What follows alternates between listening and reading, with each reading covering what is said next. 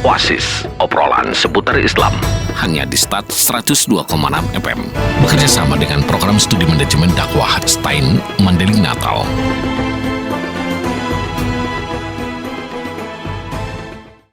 .6 FM Start Serasi Suara, satu kata penuh makna pasti selalu di hati.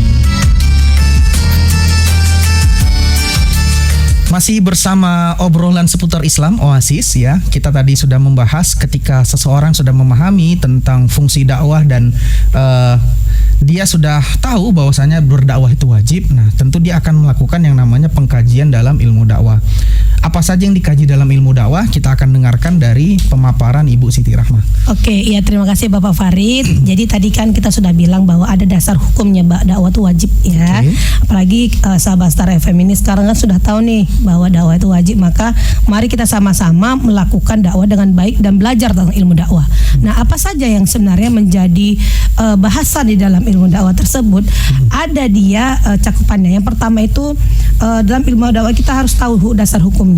Jadi ketika orang bertanya tentang dakwah, dia bisa menjelaskan dasar hukum dakwah ini, Al-Quran hadis pun dia harus paham. Jangan tidak paham tentang Al-Quran hadis, sembarang bercakap tentang Al-Quran lain, terjemahan lain pula, nanti jadi apanya kan efeknya kan. Sehingga memang gak sedikit itu banyak pendai-pendai yang sesat karena tidak memahami Al-Quran. Yang lagi viral itu tentang pesulap merah ya Bu ya. Oh iya, benar sekali. Itu pun gak tahu entah ilmu dakwah mana yang dipelajari. betul. Nah, tapi itu sudah dikategorikan dakwah itu Bu? Bisa, tapi salah dakwah yang tidak dengan ilmu ya. Iya, benar sekali. Betul. Nah, yang kedua adalah dalam ilmu dakwah itu dipelajari juga sebenarnya tujuan. Tujuannya apa, manfaatnya apa dalam berdakwah. Jadi ketika kita berdakwah, kita harus tahu efeknya buat kita dan untuk orang lain. Amar ma'ruf nahi mungkar itu bukan hanya untuk orang lain, tapi untuk kita juga, keselamatan dunia dan akhirat. Nah, lalu yang kedua, dia dalam ilmu dakwah itu kita memahami unsur-unsur dakwah. Pak Farid tahu nggak sih bahwa di dakwah itu nggak hanya pendai saja yang lebih penting. Apa yang lebih penting Bu dari dai? Ada dia unsur-unsur itu selain dia pendai, ya pelaku dakwah saya katakan. Pelaku dakwah itu saya, Bapak Farid, ada tim sponsor di Oasis di sini yang cantik dan ganteng ya kan. Itu pelaku dakwah. Nah, yang kedua adalah tadi mad'u. Mad'u itu adalah orang-orang yang menjadi objek kajian dakwah. Objek sasaran dakwahnya. Jamaah termasuk dalam objek dakwah. Nah, yang ketiga itu adalah keempat ya Pak Farid ya. Iya, keempat Bu. Udah tadi dai, mad'u, ada materi yang harus disampaikan. Nah, dalam dakwah ini pun kita nggak boleh sembarang mengantarkan materi Pak. Kalau nggak dipersiapkan dengan matang, tidak disesuaikan dengan kondisi keadaan, kita bisa seperti Ayu Ting Ting Pak, salah alamat. Salah alamat ya Bu ya. Iya, jadi sehingga kita berdakwah tentang misalnya dunia remaja, rupanya mad'u dan jamaahnya itu orang tua, apa nggak lari dia? Iya ya, orang-orang tua ya. Jadi sehingga memang kita harus tahu fisik dan psikologis mad'u. Nah, dalam ilmu dakwah juga ada ilmu psikologi dakwah pada Pak Farid. Dia ini membahas bagaimana ciri-ciri mad'u yang baik, bagaimana bahasa yang harus digunakan untuk mad'unya, dan itu disesuaikan. Ya, artinya memang pepatah yang selama ini kita dengarkan bahwasanya kita harus berdakwah sesuai dengan bahasa kaumnya ya. Benar. Kan? Sehingga agar dakwah itu mudah tersampaikan, mudah dimengerti, dan tentunya ada perubahan setelah dakwah itu dilakukan. Kalau orang sekarang kan misalnya bilang, kalau dulu zaman-zaman kita aku cinta padamu gitu ya. Kalau sekarang udah sarang heo katanya. Kalau udah sarang heo berarti dia cinta sama aku gitu ya kan kalau bahasa kerennya. Itulah termasuk ibaratnya contoh untuk menyesuaikan bahasa-bahasa dakwah. Ketika sama anak-anak pakailah bahasa yang baik. Ketika sama narapidana agak tegas sedikit. Ketika sama pejabat, ayo kita bahas tentang KKN. Kira-kira sadar nggak dia? Jadi unsur-unsur dakwah tadi Bu termasuk pelaku dakwah, objek dakwahnya, mad'unya ataupun mungkin materinya tadi. Sebenarnya itu diramu dalam ilmu dakwah tentunya. Ya. Dan dalam meramunya itu dia harus bersumber kepada Al-Quran dan hadis. Bagaimana kalau seandainya tidak bersumber pada Al-Quran dan hadis Bu? Nah, kita kan sudah tahu bahwa Al-Quran dan hadis ini adalah pedoman paling mendasar dalam agama Islam. Tidak ada yang tidak dibahas dalam Al-Quran hadis.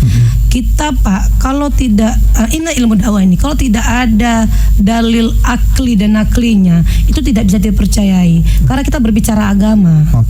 Kita berbicara agama berarti kita berbicara hukum juga. Benar nggak Allah itu ada menyatakan seperti ini?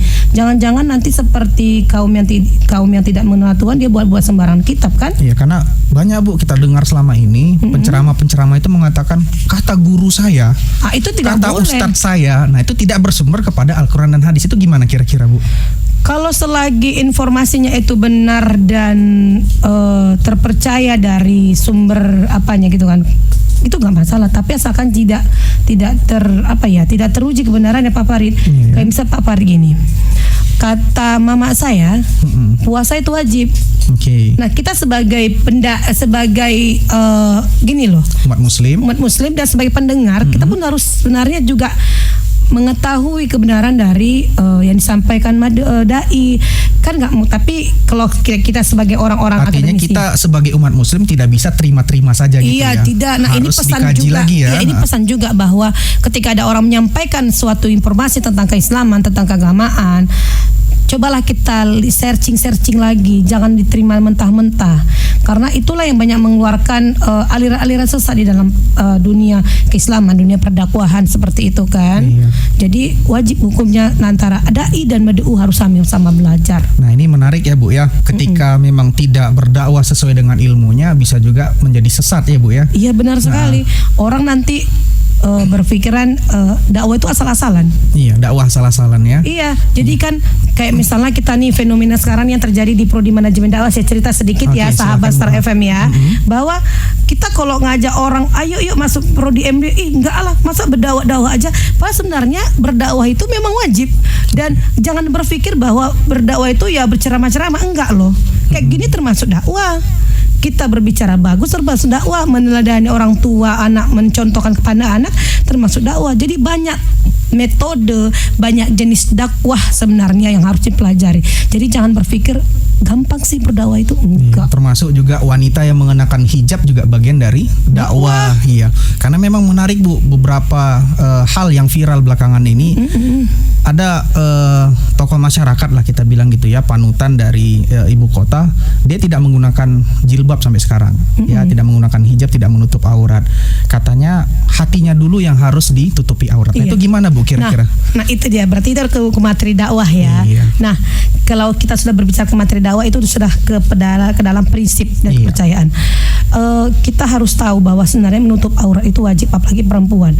Jangan kita begini, sahabat Star FM ya, jangan kita berpikir untuk ketika ada niat untuk memakai jilbab, pakailah. Jangan kita akhlaknya dulu deh diperbaiki, jangan. Tapi ikuti saya prosesnya. Ketika kita sudah menutup aurat kita, mudah-mudahan ada hidayah lagi yang lebih panjang lagi. Setelah menutup aurat akan terbaikilah kelakuannya, akan adalah rasa malu untuk menapak aurat gitu. Jadi sebenarnya awal pertama itu memang harus aurat yang ditutup. Gitu. Perbuatan buruknya diikuti dengan perbuatan baiknya. Benar seperti itu sekali. Ya Bu ya. Jadi kalau dalam konteks tadi Bu dikatakan bahwa hatinya dulu yang ditutupi, kira-kira gimana itu Bu? Kalau kita berbicara hati yang ditutupin, ya apa yang ditutupin ini Pak? Iya, kira-kira misalnya dengan kelakuannya. Iya, gitu kelakuannya ya. dulu diperbaiki gitu. Karena mungkin bagi dia orang yang berjilbab gitu ya, orang yang menutup aurat ternyata lebih tidak baik akhlaknya dibandingkan orang yang tidak pakai jilbab. Itulah menurut itu ya. Iya, benar-benar. Itu yang salah. Kita sudah tahu bahwa Islam itu ciri khasnya adalah jilbab. Aurat ya. Jadi kalau ada orang berpikir yang tidak, kita mohon maaf sebelumnya sahabat RPM ya, yang tidak berjilbab ini saya bilangnya, jangan pernah berpikir nantilah aku berjilbab, orang berjilbab aja nggak beres gitu kan. Tapi itu nggak boleh seperti itu. Itu tergantung pada diri masing-masing. Intinya ketika kita memang mengetahui Al-Quran dan hadis, sudah wajib itu. Dan kita sebagai pelaku dakwah wajib ngasih tahu orang juga, sama keluarga kita, berjilbab dulu loh, jangan nggak berjilbab nanti mau masuk neraka. Gitu ya kan. Artinya walaupun dia tidak menutup aurat, dia juga sudah bisa berdakwah ya, dan dia sudah bisa menampilkan akhlak yang baik walaupun dia tidak berjilbab seperti itu. Lagi-lagi kepada perbuatan baik. Untuk itu diterima atau tidak, kita hanya manusia.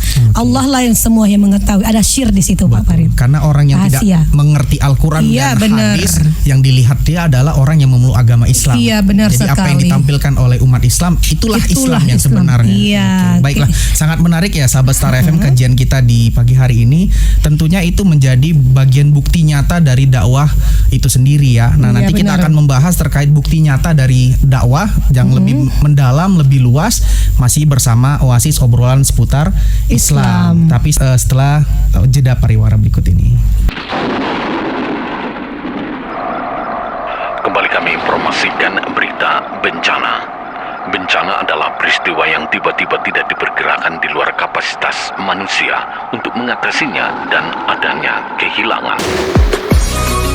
Bagi masyarakat yang terdampak bencana alam dan bencana non-alam, pemerintah Kabupaten Mandailing Natal melalui Dinas Sosial melakukan perlindungan dan jaminan sosial bagi korban bencana alam dan bencana non-alam dengan syarat menyampaikan permohonan bantuan sosial bagi korban bencana alam dan non-alam, membuat laporan resmi kejadian bencana dari kecamatan kepada Bupati Mandailing Natal.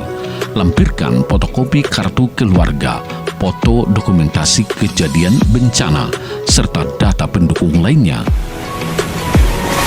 Bersama ini disampaikan bahwa bantuan pemerintah bagi korban bencana alam ini tidak dikenakan biaya atau gratis. Informasi selengkapnya Anda dapat menghubungi Kasih Perlindungan Sosial Korban Bencana Sosial di nomor handphone 082165071216. Pesan ini disampaikan oleh Dinas Sosial Kabupaten Mandailing Natal. 102,6 FM Star Serasi Suara, satu kata penuh makna pasti selalu di hati. Iya, masih bersama kami ya di program Oasis obrolan seputar Islam. Nah, di hari Jumat yang penuh barokah ini, marilah kita senantiasa bersalawat kepada Nabi kita dengan ucapan Allahumma sholli ala sayyidina Muhammad wa ala Muhammad. Dan tentunya kita masih membahas tentang dakwah dalam dunia keilmuan. Nah, tadi sudah ada pertanyaan di sesi sebelumnya bahwa bukti nyata bahwasanya dakwah itu merupakan ilmu dan tentunya bukti nyata dakwah itu sangat efektif di masyarakat itu seperti apa Ibu Siti Rahma? Ya, jadi kita kalau untuk mengukur keberhasilan dakwah itu, maka dilihat dari hasil nyatanya kegiatan dakwah. Contohnya ya Pak Farid ya, ketika kita melakukan berceramah ataupun membuat kegiatan tentang pelatihan sholat, fardu kifayah gitu ya, kita harus mengukur ini berhasil nggak. Tolak ukur keberhasilan pelatihan sholat berarti orang bisa sholat. Tolak ukur kegiatan dakwah maghrib mengaji berarti anak-anak tuh sudah bisa mengaji. Selama misalnya targetnya nih 1 bulan anak-anak nih dalam misalnya Masjid Nur Ala Nur lah kita bilangnya, masjid besar di kabupaten di Penyambungan ya kita bilang ya. Nah, misalnya di Masjid Nur Ala Nur ada kegiatan dakwah maghrib mengaji. Nah, efektif tidaknya itu dilihat apakah anak itu sudah bisa nggak mengaji dalam kurun waktu sebulan misalnya atau 2 bulan. Ketika sudah bisa rata-rata mengaji anak-anak ini, maka itu sudah efektif dan berhasil. Jadi memang dakwah itu masih bisa diukur ya Bu ya? Iya, harus diukur. Bukan sesuatu yang bersifat abstrak gitu ya? Iya, nah itulah yang dibilang saya tadi bahwa dakwah itu adalah ilmu. Di tadi kan saya singgung tadi selain unsur-unsur dakwah ada materinya yang harus disesuaikan gitu ya. Nah, ada strateginya. Nah, berbicara strategi maka kita berbicara analisa. Kita analisis, kita analisa, kita observasi kegiatan dakwah tersebut yang nantinya ada namanya setelah kita mengontrol ada evaluasi. Nah, evaluasi inilah yang akan dijadikan untuk sebagai tabayun kita untuk memperbaiki kegiatan dakwah ini apa kurang lebihnya. Itulah sebenarnya menjadi benang merahnya ilmu dakwah ini. Jadi kita jangan berpikir dakwah itu sekedar dikasih tahu udah nggak ada tanggung jawab berhasil atau tidak, itu nggak bisa. Kebanyakan hari ini prakteknya seperti itu. Iya. Ketika dia sudah berceramah, berdakwah, ditinggalkannya begitu saja jamaahnya. Nah, sebenarnya pun kalau untuk berceramah saya katakan Pak Farid, misalnya kayak di masjid-masjid ada setiap malam Kamis, malam membuat kegiatan ceramah gitu ya, ceramah ceramah habis Isya gitu ya. Nah, itu pun sebenarnya kalau untuk mengukur keberhasilan kegiatan mereka itu harus dilihat perubahan dari jamaahnya. Dan kalau bisa saya menyarankan ya Pak Farid ya, kita kalau berbicara tentang dakwah ingin merubah tingkah laku orang, maka harus ada sistematis pembahasannya. Jangan berubah-ubah minggu ini, minggu ini enggak. Tapi cobalah dulu kita buat satu gebrakan baru kegiatan dakwah itu yang sistematis. Misalnya hari ini tema sholat, maka 1 bulan tuh sholat aja dibuat. Dibuat kurikulumnya seperti itu. Biar orang nanti bisa terukur hasilnya. Jangan seperti memang kalau khutbah Jumat kan nggak mungkin dibuat gitu-gitu aja nggak pakai tema kan, tapi nggak terukur, itu kalau bisa jangan. Iya ya. Jadi sebenarnya Bu, dakwah itu sangat penting bagi kita ya. Benar Bukan sekali. saja penting bagi pendakwahnya, tapi juga penting bagi orang yang mendengarkan dakwah itu, dan sifatnya wajib. Dan tentunya ya bukti nyata dakwah itu yang berkaitan dengan ilmu itu sangat banyak ya, sahabat Star FM sekalian, bahwasanya dakwah yang selama ini kita lihat gitu ya, yang kita dengar, yang kita saksikan, sebenarnya harus menyesuaikan kaidahnya dengan keilmuan. Benar. Nah, untuk di akhir sesi ini Bu, kita mintakan pesan-pesan kepada sahabat pendengar Radio Star FM ini terkait program Oasis tentang dakwah. Apa saja mungkin pesan-pesan yang ingin Ibu sampaikan terkait dakwah itu? Iya, jadi sahabat Star FM ya, sebenarnya kita harus bijak dalam menanggapi dakwah ini. Jangan kita berpikir dakwah itu sulit, dakwah itu gampang. Tapi dakwah itu adalah sebuah ilmu di mana harus dipelajari dan harus dimengerti agar kaidah-kaidah dan hasilnya itu tercapai dengan maksimal. Nah, salah satu bukti dakwah itu ada ilmu adalah adanya para aktivis akademisi dakwah.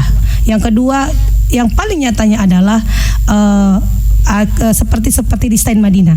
Ada dia namanya ilmu dakwah, manajemen dakwah, ada dia penyuluh dakwah. Itu termasuk salah satu bukti nyata bahwa dakwah itu adalah merupakan ilmu yang bisa dipelajari dan memang harus dipelajari gitu. Jadi di Stein Madinah sendiri sudah ada prodi manajemen dakwah ya Bu ya. Sudah, dan itu merupakan salah satu bukti nyata bahwa dakwah itu ada ilmu. Dan jangan berpikir bahwa dakwah itu bukan hanya ilmu, bukan pengetahuan, tapi harus dipelajari. Tapi kalau boleh tahu peluang kerjanya besar ya Bu ya kalau misalnya masuk ke prodi manajemen dakwah.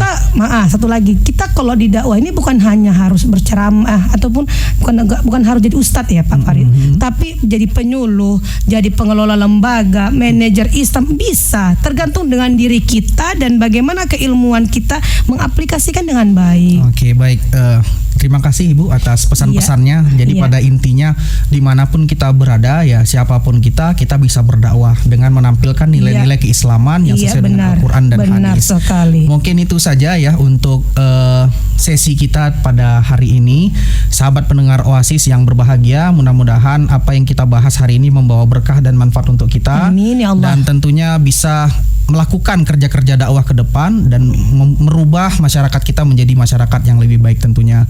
Kami dari Program Studi Manajemen Dakwah mengucapkan terima kasih selama tahun 2022 ini sudah mendengarkan program Oasis. Semoga di tahun depan 2023 kita bisa berjumpa kembali dan tentunya lebih menyenangkan dan lebih kreatif. Terima kasih dari kami. Wabillahi taufiq wal hidayah. Assalamualaikum warahmatullahi wabarakatuh.